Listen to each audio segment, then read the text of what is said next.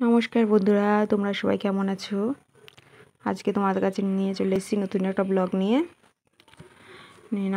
আমার দিদি এসছে বাড়িতে আজকে। তার দিদির ছোটো ছোটো ছেলে মেয়েকে নিয়ে আমাদের বাড়ির সামনে একটা পুকুর আছে, সে পুকুরে চলে এসেছি। পুকুরটা একদম শুকিয়ে গেছে, জল নেই, জল ছাড়বে।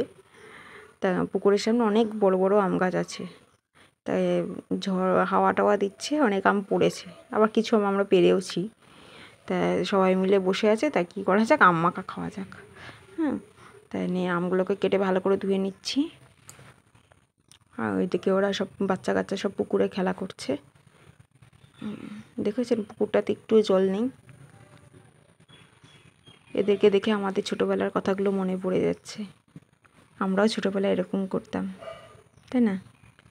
কোনো দিন আম মাখা, পেঁপে মাখা, আলু কাবলি, আরও কত কী, কত সুন্দরভাবে দিনগুলো কেটেছিল, সব হারিয়ে গেছে। তো এদের মধ্যেই দেখে নিচ্ছি আমাদের ছোটোবেলাগুলো, ওরা কী সুন্দর খেলা করছে। এখন আরেকটা আম কুড়িয়ে এনেছে। তারপরে গাছতলায় আম গাছে দেখুন একটা হ্যাঙ্গার মতন ঝুলিয়ে দিয়েছিল, ওগুলোর মধ্যে বাচ্চারা সব নিয়ে খেলা করছে, কে কতবার ঝুলবে। আম মাখা হয়ে গেছে, শুধু নুন আর লঙ্কা দিয়ে মেখেছি, একটু বিট নুন আর লঙ্কা দিয়ে মেখেছি। ওই সবাই চেটে পুটে খাচ্ছে, আর বাচ্চারা তো কী খেয়েছে আমগুলো। আর আমগুলো খুব টকও লাগলো না, ভালোই লাগলো খেতে। আমার ভিডিওটি যদি ভালো লেগে থাকে আমার ইউটিউব চ্যানেলে গিয়ে সাবস্ক্রাইব আর লাইক শেয়ার করে দেবেন। আম মাখা হয়ে গেছে,